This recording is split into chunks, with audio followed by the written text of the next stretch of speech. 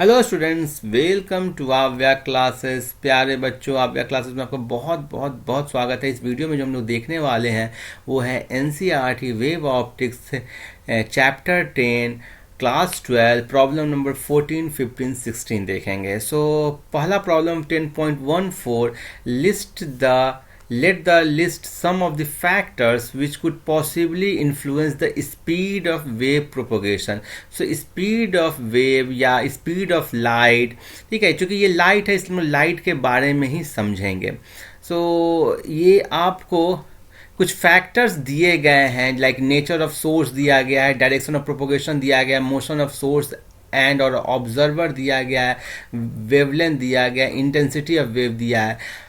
इन सब से लेकर के पूछ रहा है आपसे कि इन सारे फैक्टर्स में से क्या कोई speed of light in vacuum को इन्फ्लुएंस करता है। दूसरा है speed of light in any medium से ग्लास एंड वाटर को इन्फ्लुएंस करता है।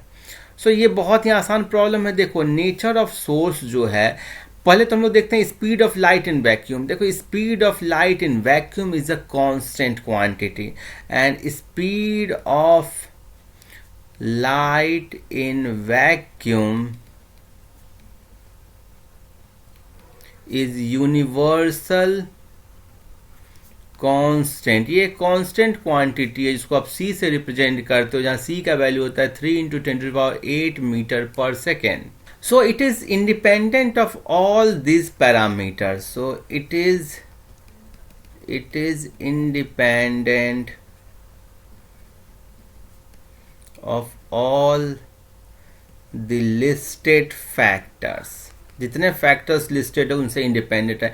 इनफैक्ट जो आपको सोर्स और ऑब्जर्वर का जो रिलेटिव मोशन है उससे भी ये इंडिपेंडेंट होता है। क्या इंडिपेंडेंट होता है? Speed of light in vacuum. ठीक है, ये क्लियर है, यही होता है वैल्यू। अब हम लोग आते हैं B part, speed of light in a medium. Speed of light in a medium किस पर डिपेंड करता है? आपको मालूम है speed of light in medium हो जाता है Vm = c/μ मीडियम। ठीक है, जो लाइक आपको ग्लास का जो रिफ्रैक्टिव इंडेक्स होता है 3/2 विथ रिस्पेक्ट टू एयर, और यदि वाटर का मैं बोलूँ तो ये क्या होता है 4/3 होता है। स्पीड इतना से डिक्रीज कर जाता है। क्लियरली नेचर ऑफ सोर्स पर ये इंडिपेंडेंट है। Speed of light in medium is independent on nature of source. Direction of propagation पर से भी इंडिपेंडेंट है, इस पर भी डिपेंड नहीं करता है। Motion of the source and observer, speed of light इससे भी इंडिपेंडेंट है।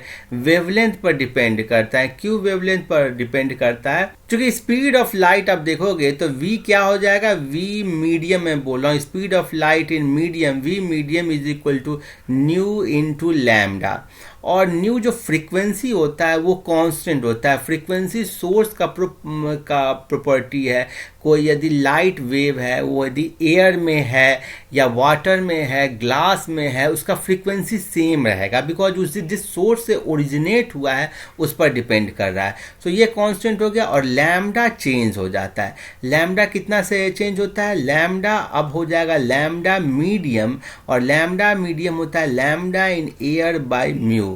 Clearly speed of light in medium हो जाएगा जो कि c/μ आता है। वो कहाँ से आता है? New into λ/μ। क्लियर है? आप ये फॉर्मूला ना, लैम्डा एयर है ये। क्या स्पीड ऑफ लाइट वेवलेंथ पर डिपेंड करता है? बिल्कुल करता है, बिकॉज वेवलेंथ आपको चेंज हो जाता है मीडियम में। ये पूछा speed of light in medium. अब intensity of wave, intensity of wave से भी ये इंडिपेंडेंट होता है। इंटेंसिटी आपको किस चीज़ पर डिपेंड करता है? एम्पलीट्यूड पर डिपेंड करता है, फ्रीक्वेंसी पर डिपेंड करता है। Clearly speed of light intensity से भी, speed of light in medium is also independent of intensity. Clear है? समझ गए होगे?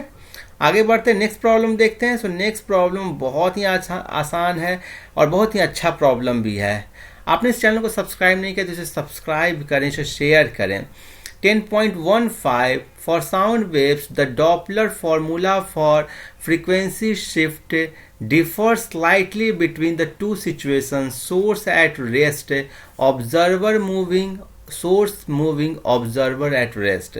The exact Doppler formula for the case of light wave in vacuum are however strictly identical for these situations. Explain why this should be so. Would you expect the formula to be strictly identical for the two situations in case of light traveling in a medium? देखो बहुत ही आसान problem है, बहुत अच्छा problem भी है।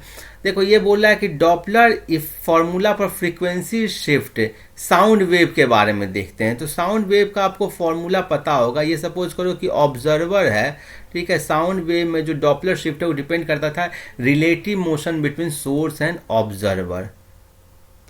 और ये सोर्स हो गया, इसको आप एस से दिखा रहे हो, इसकी स्पीड को वी एस से दिखा रहे हो, ऑब्जर्वर की स्पीड को वी ओ से दिखा रहे हो। और ये सपोज करो कि इस डायरेक्शन में जा रहा है, सोर्स इस डायरेक्शन में जा रहा है। मैं डायरेक्शन वो स्पेसिफाई किया हूँ, ठीक है। हालांकि आप यदि जो मेरे डॉपलर्स का फॉर्मूला है, जो वीडियो है, उसको देखेंगे तो ज़्यादा अच्छा समझ में आएगा। सो यदि सोर्स जो है ना वो फ्रीक्वेंसी न्यू इमिट कर रहा है, या एन बोलो इमिट कर रहा है, तो एन डैश होगा n into v minus v o divided by v minus v s, ठीक है। वी क्या है? Velocity of sound in medium, ठीक है। So velocity of sound in medium minus velocity of observer divided by v minus v s. अब क्या है कि दोनों केसेस में जब सोर्स रेस्ट में रहेगा तो आपको क्या हो जाएगा? एन डैश हो जाएगा n v minus v o divided by v हो गया। और उस केस में जब सोर्स मूविंग और ऑब्जर्वर रेस्ट में रहेगा तो हो जाएगा v minus zero divided by v minus v s. So clearly ये देख रहे हो, ये दोनों केस में ये डिफरेंट आ रहा है। तो यही बोल रहा है पहला पार्ट कि साउंड वेव में frequency shift differ slightly between two situations.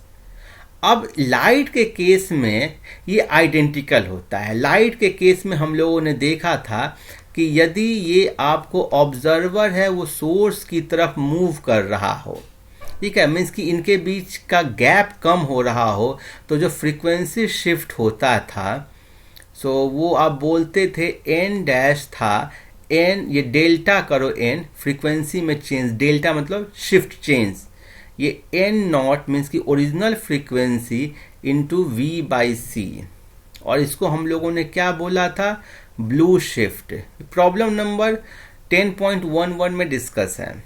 और सेकेंड केस में जब मान लेते हैं कि ये इनके बीच का गैप बढ़ रहा हो तो इसको आप बोलते थे डेल्टा एन डैश से मैं दिखाऊं, ये होता है n zero v by C.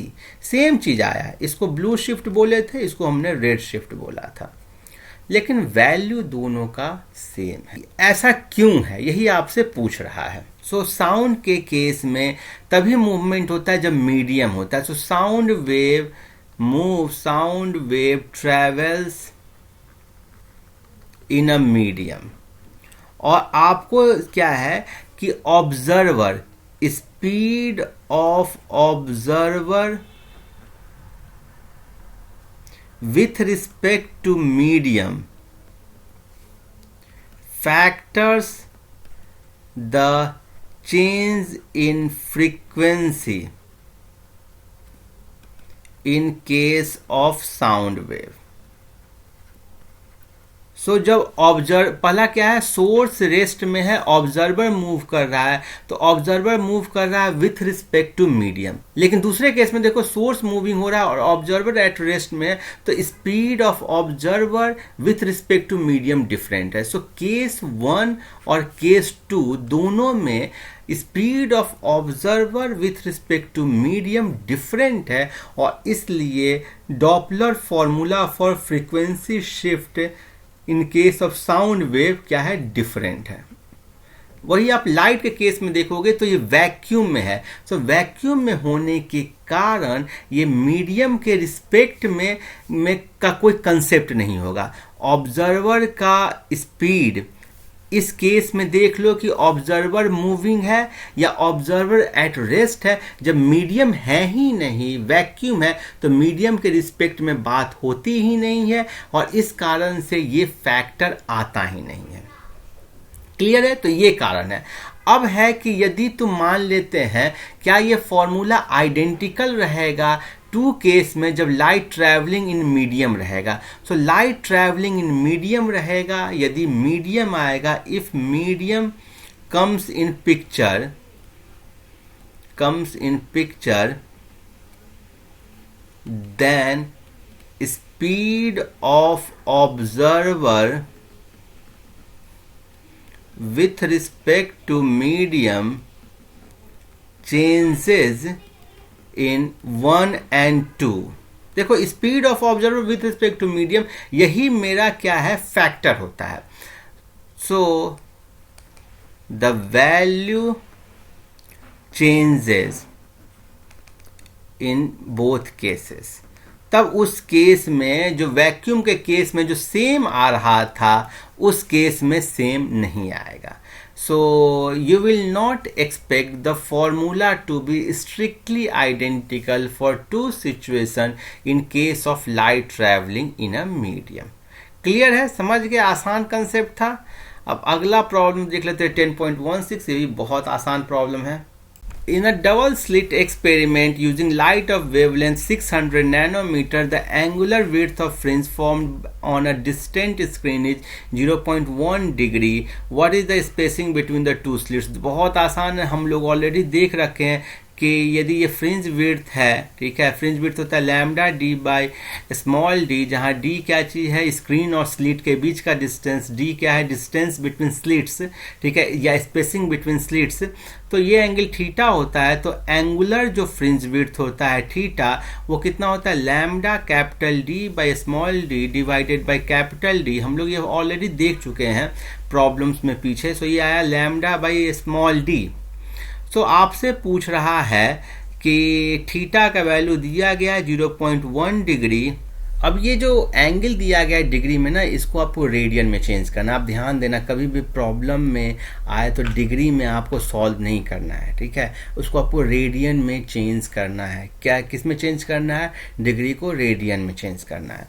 So 0.1 degree को रेडियन में कैसे चेंज करोगे, देखो 180 डिग्री होता है पाई रेडियन के इक्वल। सो 1 डिग्री होगा पाई बाई 180 रेडियन के इक्वल, और 0.1 डिग्री होगा आपको कितना, पाई बाई 180 इंटू आपको 0.1। चूंकि पाई का वैल्यू हो गया 3.14, सो वैल्यू के फॉर्म में डिग्री को आपको हटा देना है। तो ये हो गया पाई बाई 1800 रेडियन। सो अब क्या चीज़ हो गया, आपको थीटा का वैल्यू निकाल लिए, ये हो गया लैम्डा। लैम्डा का वैल्यू कितना है, 600 नैनोमीटर, 600 इंटू 10⁻⁹ मीटर, और divided by D, small D जो आपको निकालना है, स्पेसिंग बिटवीन स्लिट्स।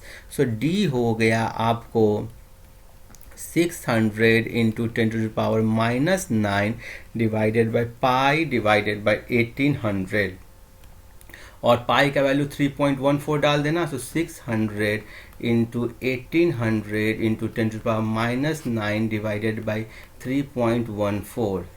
सो 18 छक 108 डिवाइडेड बाई 3.14 इंटू 10⁻2 2 4 10⁻⁻5। सो इसको जब आप सॉल्व करोगे तो आएगा 3.44 इंटू 10⁻⁻4 मीटर। सो इन स्लिट्स के बीच का स्पेसिंग हो गया 3.44 इंटू 10⁻4 मीटर। सो मेरे ख्याल में ये 3 प्रॉब्लम्स आपको बहुत अच्छे से समझ में आए होंगे। कुछ भी डाउट्स होने से, कुछ भी दिक्कत होने से मुझसे कमेंट करके पूछें। मेरे चैनल को आपने शेयर नहीं किया तो शेयर करें, लाइक करें, सब्सक्राइब करें। Keep watching, happy learning. Thank you.